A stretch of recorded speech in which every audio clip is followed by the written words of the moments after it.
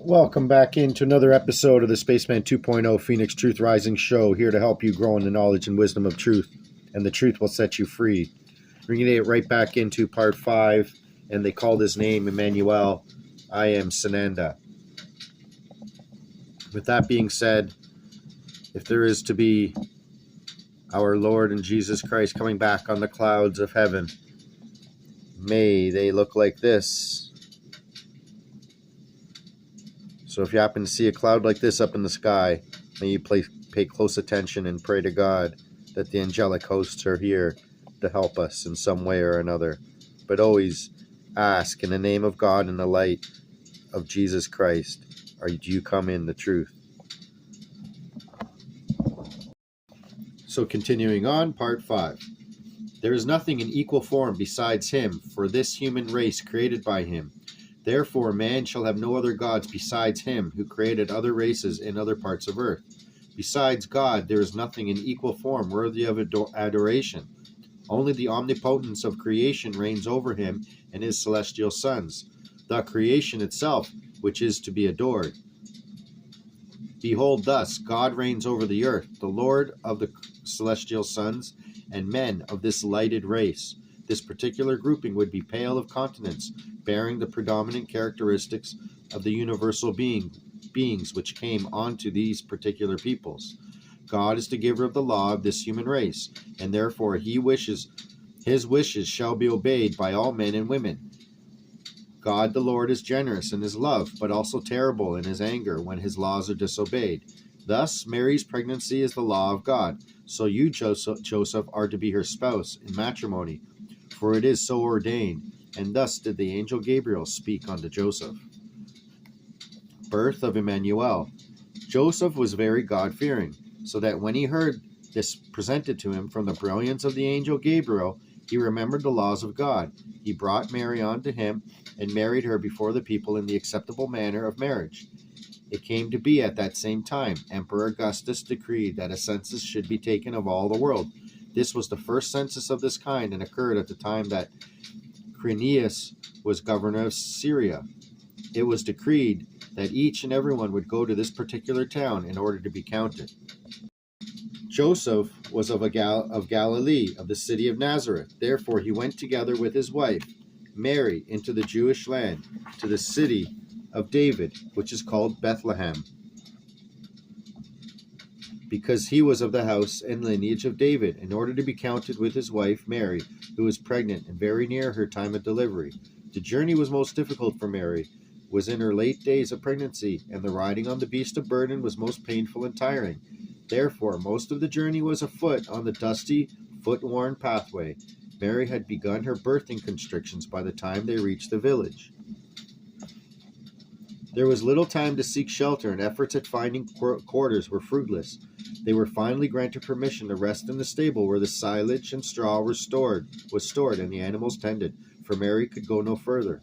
Therefore Mary bore her first wondrous babe on a mat of straw, wrapped him in a receiving cloth she had brought in the event the babe would be brought forth before their return journey, and put him into the cradle of a manger near the cattle, that he be warmed by their bodies while she could rest and recover her strength. For she was most weary, and the babe would need to be suckled and nurtured, with no place for preparation nor cleansing.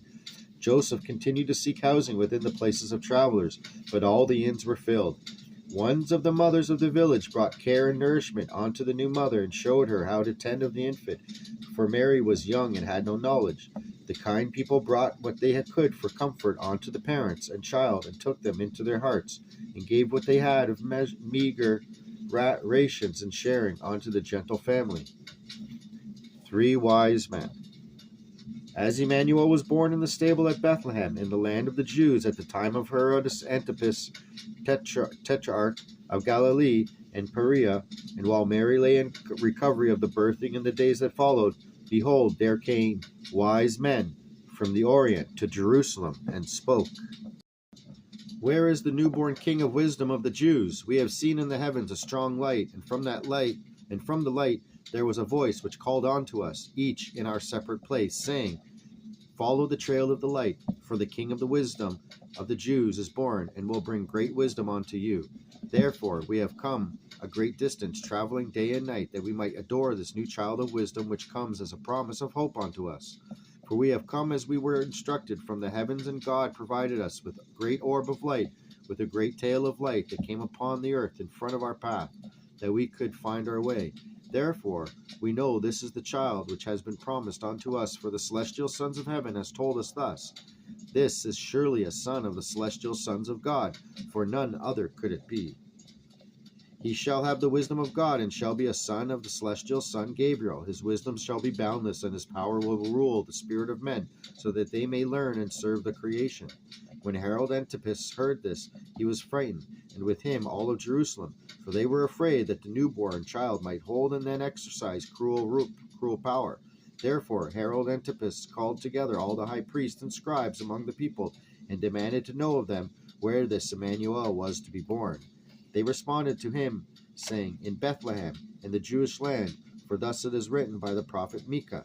And you in the Jewish land, Bethlehem, are by no means the least amongst the towns in Judea, for out of you shall come the King of wisdom, who shall bring great knowledge to the people of Israel, so that they may learn about and serve the creation. Thereupon Herod Antipas called the wise men secretly and diligently inquired of them, when the strong light with the long tail had appeared in the sky. Then he sent them out to Bethlehem, saying, Go and search diligently for the young child, and when you find him, let me be informed, that I can come and also revere him. When they had heard Herod Antipas, they set out, and behold, the light with the tail of light, which they had also seen in the Orient, went ahead of them. And there was singing until the light came and stood directly above the stable in which the young child was birthed in Bethlehem. And when they saw this, they were extremely filled with joy. They went into the stable and found the child with his mother, Mary, and Joseph the father. They fell down and worshipped him, and also delivered treasures which they had brought with them, of incense, myrrh, and gold. At this time there again sounded the voice from the light above, saying that they should not return to Herod Antipas, because he planned evil for the child. So they returned to their country by another route, fleeing from Herod. When the wise men had departed, behold, the celestial son Gabriel appeared to Joseph, saying, Rise, and take the young child and his mother Mary with you, and flee to Egypt, and stay there until I shall tell you. For Herod Antipas is planning to seek out the young child to kill him. He fears that the young child might wield terrible power and sorcery. While you are in Egypt, I will send my messenger to Herod Antipas to inform him of the truth. Joseph rose and took the young child and his mother at night, and they escaped under the guidance of the celestial son, Gabriel, towards the descending light, which fled along with them into Egypt. They found safety and shelter, and remained there until Herod Antipas had been given information which changed his heart, and his fear was abated. As it came to pass, Herod Antipas saw that he had nothing to fear from the young baby, and that he was only said to be endowed with great wisdom and knowledge. He ceased to feel threatened in his realm, and he said to the messenger of the celestial son Gabriel that Mary, Joseph, and Immanuel would no longer be pursued, nor would they be in further danger. At this time of events, Gabriel came again to Joseph, saying, Arise and